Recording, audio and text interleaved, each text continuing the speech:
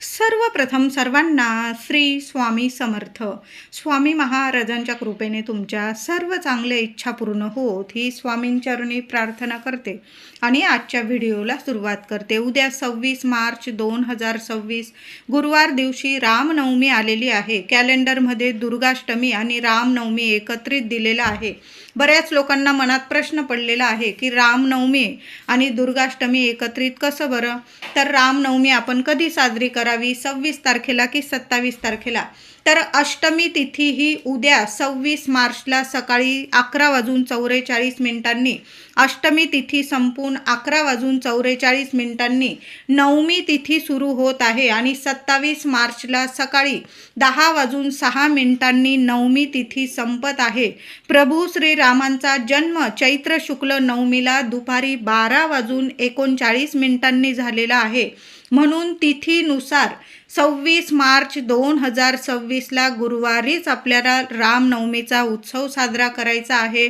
कळालं असेल सर्वांना, रामनवमीचा दिवस हा उत्सव आपल्याला उद्या गुरुवारी 26 मार्चला साजरा करायचा आहे. तर लवकर उठायचं आहे उद्या आणि आंघोळीच्या पाण्यात प्रत्येकाने एक एक आंब्याचं पान आणि थोडी थोडी कडुलिंबाची पानं आंघोळीच्या पाण्यात आवर्जून टाका. गंगाजल असेल थोडं आवर्जून टाका. लहान मुलांपासून मोठ्या व्यक्तींपर्यंत हा उपाय सर्वांनी जरूर करा. प्रभू श्रीरामांचं नामस्मरण करा. उद्या प्रभू श्रीरामांचं जय श्रीराम जय श्रीराम अगदी सकाळी उठल्यापासून झोपेपर्यंत. तसं तर आपण नेहमीच आपल्या स्वामींचा प्रभू श्रीरामांचा मंत्रोच्चार करतच असतो, नाव घेतच असतो. पण उद्या जन्मदिवस आहे प्रभू श्रीरामांचा. जेवढ्या वेळा नामस्मरण करता येईल ना, खूप खूप प्रभावी ठरेल. काही नाही करता आलं तुम्हाला सेवा तरीही चालेल, पण जय श्रीराम जय श्रीराम सकाळी उठल्यापासून झोपेपर्यंत आपल्याला हे 2 शब्द आवर्जून बोलायचे आहे. तर उद्या आंघोळीचा हा उपाय जरूर करा. घरात सुद्धा पाण्यात गोमूत्र, हळद, गंगाजल असं टाकून आपल्याला घरात सुद्धा पाणी शिंपडून द्यायचं आहे. महिलांनो जरूर करा. थोडंसं गोमूत्र पाण्यात टाका, हळद टाका, गंगाजल टाका, थोडंसं गुलाबजल असेल, एखादी कापराची वडी बारीक करा आणि सर्व पाण्यात मिक्स करून घरात, अंगणात सगळीकडं हे पाणी शिंपडून द्यायचं आहे. दाराशी छोटी का होईना रांगोळी काढायची आहे. हळदीचं स्वस्तिक आपल्या मुख्य दारावर आवर्जून काढा. महिलांनो उद्या मोठा दिवस आहे. साक्षात भगवान श्री हरी विष्णूंचाच जन्मदिवस आहे, म्हणजे प्रभू श्रीरामांचा. हळद खूप प्रिय आहे लक्ष्मीनारायणाला. जरी आपण गुढीपाडव्याला स्वस्तिक काढलेलं आहे, तुम्ही ते पुसून टाकलं, नवीन काढलं तरीही चालेल. हळदीचं एक स्वस्तिक आपल्या मुख्य दरवाजावर आवर्जून काढा. त्याच्या आजूबाजू 2-2 रेषा द्या, तेव्हा स्वस्तिक पूर्ण होत असतं. दाराला आंब्याचं पानांचं 5 पानांचं का होईना तोरण जरूर लावायचं आहे. प्रभू श्रीरामांचं नामस्मरण करा. जय श्रीराम बोलून प्रत्येक आंब्याच्या 5 पानांना हळदीचं बोट लावायचं आहे आणि ती आंब्याची पानं आपल्या मुख्य दरवाजावर आवर्जून लावा. घरात सोन्यासारखं सुख, ऐश्वर, लक्ष्मी खेचून आणेल. नाहीतर ओम नमो भगवते वासुदेवाय नमः, ओम श्रीम नमः या मंत्राचा जप करा आणि आंब्याची पानं धुवून घ्या, स्वच्छ पुसून घ्या. प्रत्येक आंब्याच्या पानाला किमान 5 पानं तरी आपल्या मुख्य दरवाजावर उद्या आवर्जून लावा. देवांचा जन्मदिवस आहे बघा, मोठा दिवस आहे. आंब्याचा हा उपाय केला तुम्ही तर खूप खूप सोनेरी दिवस येतात. म्हणून आवर्जून आंब्याच्या पानांचा हा उपाय करायचा आहे. प्रभू श्रीरामांचा उद्या जन्मदिवस. आपल्याला तुळशीजवळ सुद्धा एक दिवा लावून द्यायचा आहे. महिलांनो आंघोळीनंतर तुळशी मातेची हळद, कुंकू, फुलं वाहून पूजा करा. चिमूटभर हळद उजव्या हाताच्या चिमटीत घ्या आणि ओम नमो भगवते वासुदेवाय नमः किमान 11 वेळा 21 वेळा मंत्र जपा आणि तुमची मनातली इच्छा बोलून तुळशी मातेला ती हळद अर्पण करायची आहे. तुम्हाला कलावा असेल तुमच्याकडं तर तुळशी मातेला उद्या प्रभू श्रीरामांचं किंवा ओम नमो भगवते वासुदेवाय नमः या मंत्राचा जप करून तुळशी मातेला कलावा सुद्धा बांधला ना तुम्ही तर खूप सुंदर अनुभव येतात. आवर्जून तुळशी मातेची सेवा करा. दोन्ही वेळेला तुळशीजवळ दिवा, तुपाचा दिवा जरूर लावा आणि एक वेळा म्हणजे आपण जेव्हा प्रभू श्रीरामांचा पाळणा हलवणार जेव्हा प्रभू श्री रामांचा दुपारी 12 वाजता जन्म होतो तेव्हा तरी आपल्या तुळशीजवळ दिवा चालू आवर्जून ठेवा महिलांनो. एक दिवा आपल्या मुख्य दाराशी सुद्धा ठेवायचा आहे. असे 2 दिवे उद्या तुळशीजवळ आणि मुख्य दाराशी जेव्हा आपण दुपारी 12:39 प्रभू श्री रामांचा जन्म उत्सव साजरा करतो तर दुपारी 11 वाजेपासूनच लावून दिला तुम्ही तरीही झाले. सकाळी जरी लावलेला असेल तरी थोडं तूप तेल वाढवून घ्या आणि मुख्य दाराशी आणि तुळशीजवळ दिवा चालू ठेवायचा आहे. आता उद्या दिवसभरात केव्हाही एक दिवा प्रभू श्रीरामांचं नामस्मरण करून एक दिवा तुम्हाला या ठिकाणी लावायचा आहे. आपण घरात तुळशीजवळ दाराशी तर दिवा लावणारच आहोत मुख्य दाराशी, पण सकाळी किंवा संध्याकाळी तुम्हाला जेव्हा शांततेत वेळ मिळेल, सकाळी देवघरात वगैरे पूजा करायला तुम्हाला बाहेर नाही जाता आलं तर मग संध्याकाळी जरी ही सेवा केली चालेल. दुहेरी वात घ्यायची आहे. अगदी मातीची पंती घेतली आधी वापरलेली असेल चालेल, धुवून घ्या, स्वच्छ पुसून घ्या, त्यात दुहेरी वात टाका. तिळाचं तेल असेल, मोहरीचं असेल किंवा जे देवांसाठी दिव्यांसाठी तेल वापरता तुम्ही ते तेल त्या दिव्यात टाकायचं आहे आणि दिवा घेऊन तुम्हाला हनुमानांच्या मंदिरात जायचं आहे. सोन्यासारखी सेवा आहे. कितीही मोठा शत्रू असू द्या, उद्याच्या उद्या त्याचा नायनाट होईल, नाश होईल. विनाकारण जर कोणी तुम्हाला विनाकारण त्रास देत असेल, नकोसं करत असेल, कामात खूप अडीअडचणी असतील, घरात बाधा आहे, आरोग्य नीट राहत नाही, घरात लक्ष्मी टिकत नाही, तुमची कामं बिघडतात, रखडतात, आवर्जून ही सेवा करा. माझ्या दादांनी करा, महिलांनी करा, विद्यार्थ्यांनी करा, सर्वांनी करा. घरातल्या कुटुंबाकडून एक दिवा हनुमानांच्या मंदिरात घेऊन जायचा आहे. बरोबर हनुमानांसाठी पूजेसाठी फुलं, आपण थोडंसं चणे गुळाचा प्रसाद आवर्जून घेऊन जा किंवा तुम्ही बुंदी जिलेबी असाही प्रसाद घेऊन जाऊ शकता किंवा केळीचा प्रसाद घेऊन जाऊ शकता. उद्या खाली हात जाऊ नका, खाली हात तुम्ही घरी येणार नाही. एक दिवा तर आवर्जून घेऊन जायचा आहे आणि तिथं गेल्यानंतर हनुमानांच्या चरणी नैवेद्य अर्पण करा, फुलं अर्पण करा आणि दिवा लावताना तुम्हाला हनुमानांच्या हृदयात बसता श्रीराम तर तुम्हाला तुमच्या मनातील इच्छा बोलून घ्यायची आहे. जी इच्छा असेल, अवघड इच्छा बोलून घ्या आणि हनुमानांना बोला, आज मी तुमच्या समोर रामनवमीला जय श्रीराम बोलून दिवा लावत आहे, मी खाली हात जाणार नाही. असं बोलून तुम्हाला हनुमानांच्या चरणाजवळ एक दिवा जय श्रीराम बोलून आपल्या मनातील इच्छा बोलून तो दिवा लावून द्या. तिथं जरा वेळ बसता आलं, तुम्हाला हनुमान चालीसा पठण करता आलं, एक वेळा श्रीराम रक्षा पठण करता आलं तर आवर्जून करा. नाही तर आपण सकाळी तर सेवा केलेलीच आहे रामरक्षा स्तोत्रची, तर तुम्ही तसं थोड्या वेळ बसा तिथं आणि मग घरी यायचं आहे. 100 नाही 1000% सांगते, तुम्ही उद्या खाली हात घरी येणार नाही.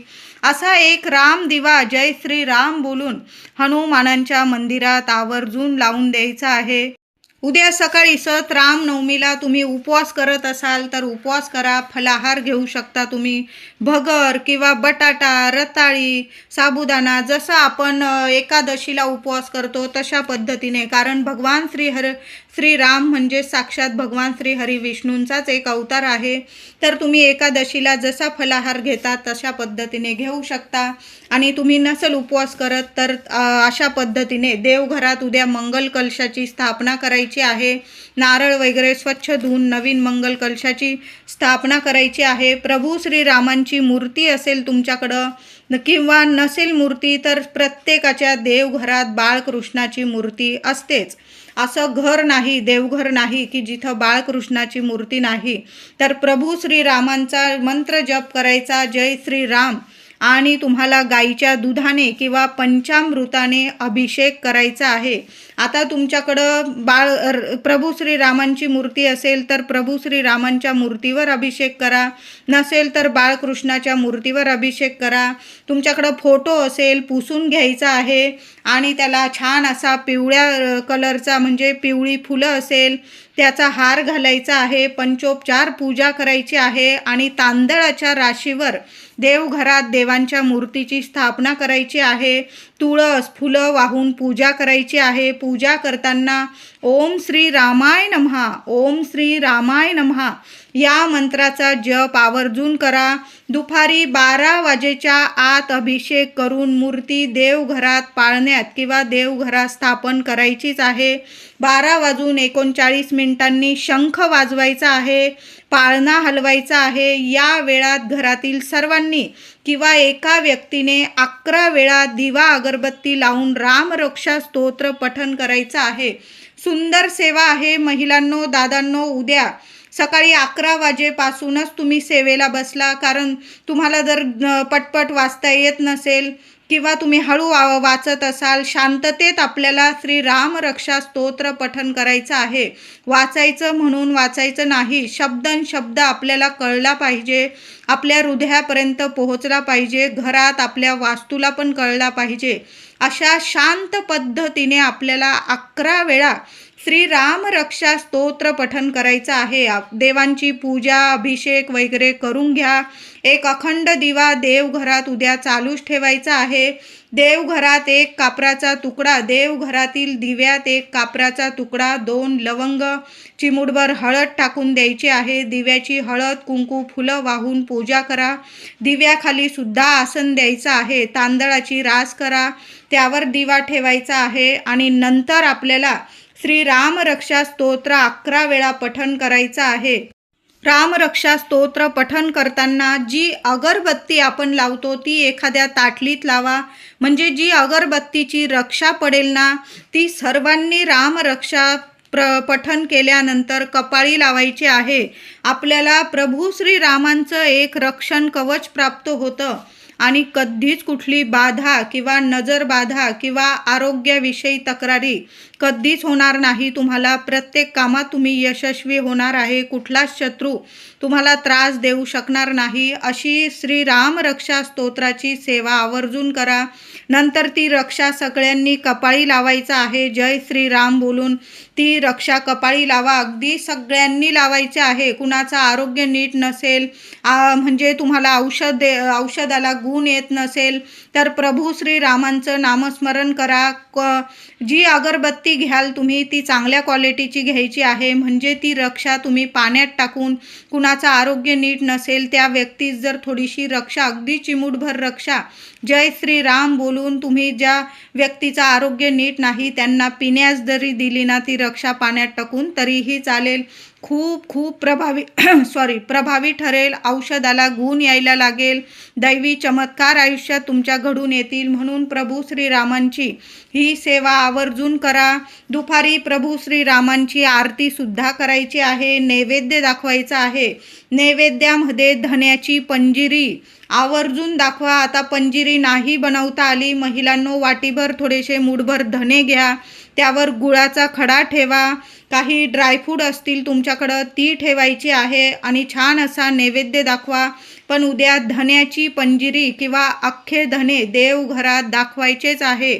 यामुळे तुमच्या घरात लक्ष्मी आकर्षित होईल. ज्या घरात प्रभू श्रीरामांची जय श्रीराम बोलून सेवा केली जाते, धन्यांचा नैवेद्य दाखवला जातो, तिथेच लक्ष्मी कायम स्थिर स्वरूपात वास करते.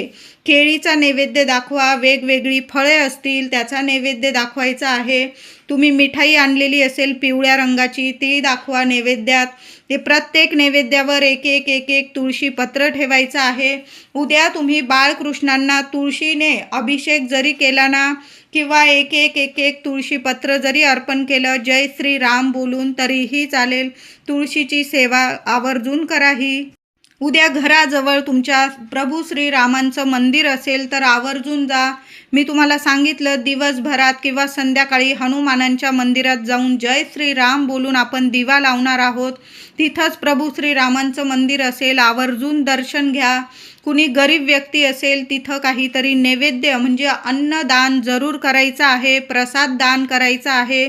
या दिवशी प्रसाद दान केल्याने, प्रभू श्रीरामांचा पाळणा हलवल्याने संतान प्राप्ती होते, धनप्राप्ती होते, लक्ष्मी प्राप्ती होते आणि आपल्या सर्व इच्छा मनोकामना प्रभू श्रीराम लक्ष्मी नारायण पूर्ण करत असतात.